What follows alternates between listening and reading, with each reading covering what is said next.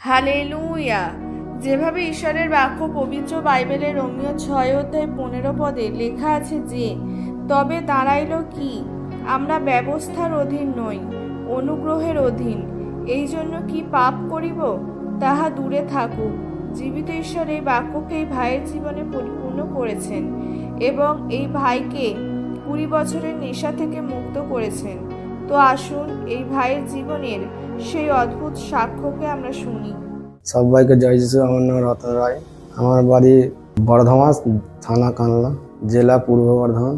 আজকে আমি আমার জীবনের সব থেকে বড় সাক্ষ্য দিতে চলেছি। কীভাবে প্রভু যিশু আমাকে 20 বছরের মদ, গাঁজা, বিড়ি, খৈনির নেশা থেকে মুক্ত করলেন, সেই সাক্ষ্যকে আমি আজকে দিতে চলেছি।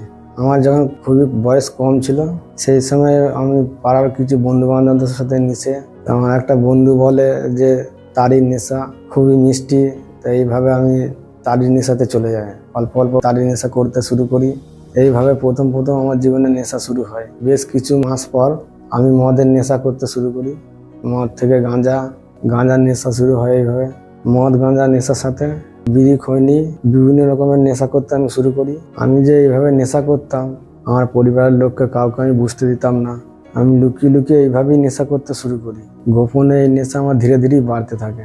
আমি যে তখন কাজও করতাম, যেই টাকা আমি ইনকাম করতাম, অল্প কিছু বাড়ির পরিবারের প্রয়োজনে আমি পরিবারের টাকা দিতাম, আর বেশিরভাগ টাকাটা আমার কাছে রেখে নিতাম। কিন্তু নিজের কাছেও আমি টাকা রাখতে পারতাম না, আর সমস্ত টাকা আমি নেশা করে উড়িয়ে দিতাম।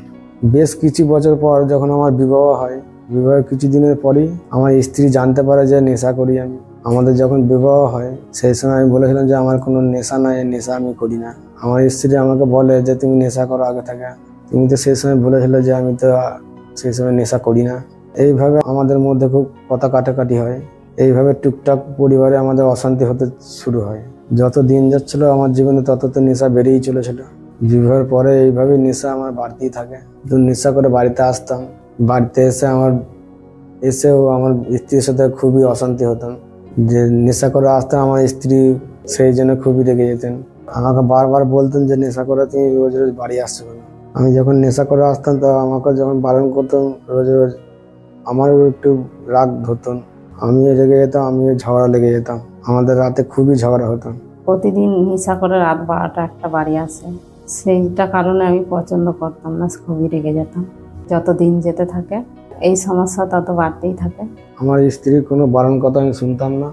যত দিন যেতে থাকে তত আমার নেশাও বাড়তে থাকে। দিনে আমার 2 বোতল করে মদ লাগতো। এইভাবে যখন দিন যেতে থাকে, কিছু সময় পরে আমাদের একটি সন্তান হয়। উনি তো সমস্ত টাকা মদে খরচা করে দিত। যে টাকা নেশা করার পর বাঁচত, সেই টাকা উনি পরিবার চালানোর জন্য পরিবারে দিত। অল্প টাকাতে সংসার চালাতে খুবই কষ্ট হতো। টানাটানির মধ্যে দিয়ে সংসার চলত। ঠিক মতন বাচ্চার যত্ন নিতে পারতাম, খাওয়া দাওয়াতে সমস্ত কিছুতে অসুবিধা হতো। সংসারের খরচ চালাতেই খুবই অসুবিধা হতো।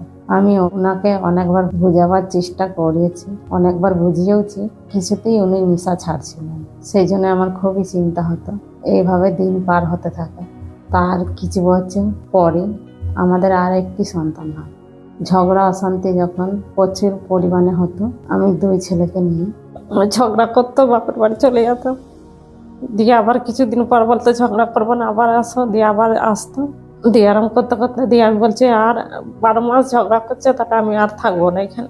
রাগ করে আমি বাপের বাড়িতে চলে আসি। উনি আমার ছোট ছেলেকে নিয়ে নেন। দিয়ে আমার ছেলেকে নিয়ে নেওয়ার পর দিয়ে বলছে তো ছেলে দেবো না, আনতে গেছি, দিয়ে বলছে ছেলে দেবো, রাখো তোমার। নানা রকম গাল দিচ্ছে, এটা সেটা বলছে। দিয়ে আবার ছেলেটাকে রেখে দিয়ে চলে আসলাম। দিয়ে আবার কিছুদিন পর দেখছি ছেলেটাকে আবার দিয়ে পাঠিয়েছে। উনি ফোনেতে অনেক খারাপ খারাপ কথা বলে। আমায় উনি বলছিলেন যে না আসলে আমি আবার বিয়ে করব, তোমায় আর নেব না। আমি বলতাম যে তুমি যদি নেশা ছাড়ো আমি আর যাব না। আমি আগে বহু নেশা ছাড়ার চেষ্টা করেছি, কিছুতেই আমি নেশা ছাড়তে পারছিলাম না। ওই সময় আমার খুবই চিন্তা হতো যে নেশা কিভাবে ছাড়বো। আমি কিন্তু তাও নেশা আমি ছাড়তে পারছিলাম না। আমি ভাবছিলাম যে আমার স্ত্রী, আমার ছেলে, আমরা সবাই তো আমার স্ত্রী বাপের বাড়িতে গিয়ে আছে। পরিবার ছাড়া আমার নিজেকে বড় একা একা লাগতো। সেই কারণে আমি শ্বশুর বাড়িতে চলে যাই। সেখানে গিয়ে আমি ঘর জামাই থাকতে শুরু করি। এখানে থেকে আমি তো চাই যে এখানে থেকে খুবই নেশা করে ফেলছি, ওখানে গিয়ে যাই দেখি শুধরাইতে শুধরাবো। সেই হিসাবে গিয়ে আমি যে শ্বশুরবাড়ি থাকতে শুরু করি।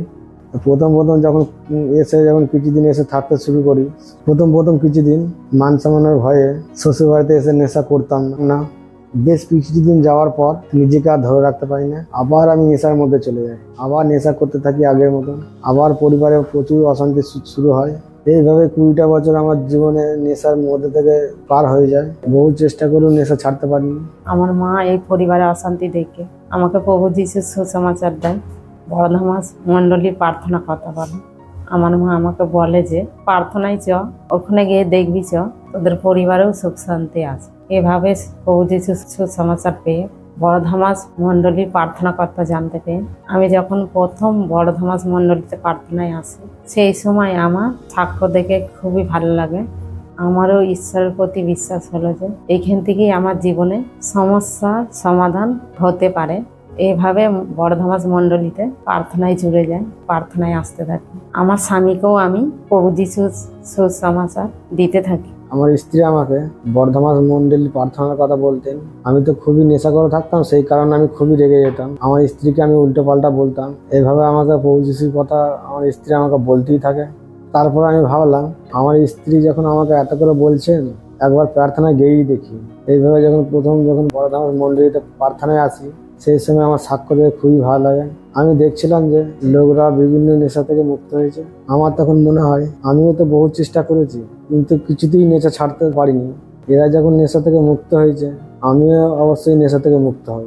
এভাবে আমি বর্ধমান মণ্ডলীতে প্রার্থনায় জুড়ে যাই, মণ্ডলীতে প্রার্থনায় আসতে থাকি, ঈশ্বরের দাস দ্বারা বাক্য শুনতে থাকি, সেই বাক্য পালন করার চেষ্টা করতে থাকি। তারপরে গত 25/12/2024 তারিখে ঈশ্বরের দাস ঘোষণা করেন যে যারা নেশা করে তারা সামনে আসে। তখন আমি সামনে এগিয়ে আসি।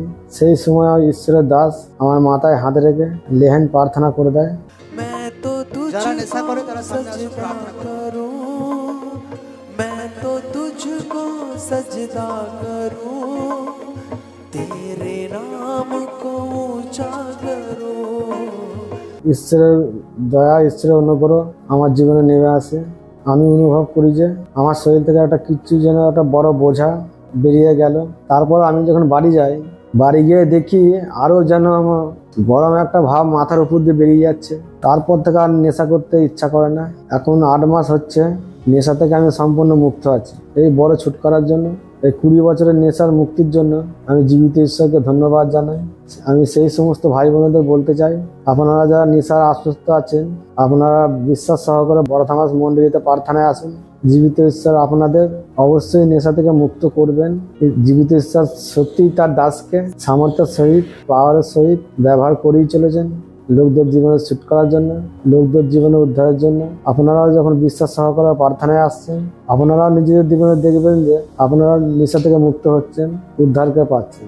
আমি সেই সমস্ত বোনেদের বলতে চাই, আপনাদের স্বামী যদি নেশা করে আর বিশ্বাস সহকারে আপনার স্বামীকে বড়ধামাস মণ্ডলীতে প্রার্থনায় আনুন।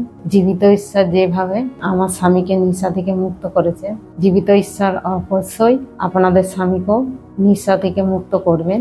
আমাদের মতন শান্তিপূর্ণ সুখের সংসার দেবে। জীবিত ঈশ্বর সত্যিই তার দাসকে ব্যবহার করেই চলেছে লোকদের জীবনে ছুট করার জন্য, লোকদের জীবনে উদ্ধারের জন্য। এই বড় সাক্ষ্যের জন্য প্রভু যিশুর গৌরব হোক, জীবিত ঈশ্বরের মহিমা হোক। সবাইকে জয়।